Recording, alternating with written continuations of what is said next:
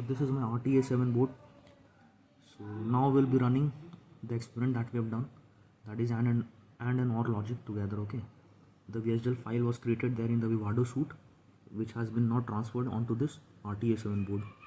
Via this we are using this micro USB cable. Okay, so here, before starting anything, okay, while running a program in your Arty A7 board, you just check whether the jumper is properly sorted here or not. Okay, and make clear that jumper is not shorting these two pins. It has to be shorted in only one of the pin. Okay, so now it's all okay. We can see here that there are 4 switches here, just like the previous experiment where we have done the AND logic. There were 2 inputs A, B.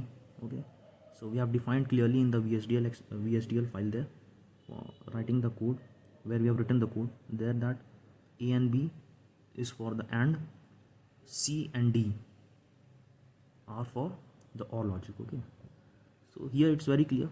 We can see at the start that all 4 switches are at the low position. So let's take for the AND, that is these 2, A and B. We can see here clearly that when the switches are 0 0, there is no output, no LED is glowing. But when I'll pull this switch up, so let's make it 1 and 1 on the 0, again 1 0 AND gate 0 0 1 0, then again I can do this. The last condition is there, 1 1 1 1, we are getting the output 1 for AND gate. So let's pull both these 2 switches low here. Then next, these 2 switches are for the OR logic. Okay, so this is C, this is D. Now at the start, when C and D are both low, we can see there is no output, no, 0 0 0.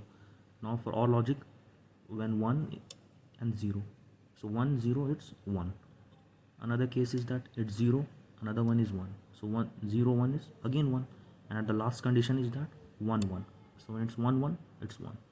So this is what the experiment is about. Thank you.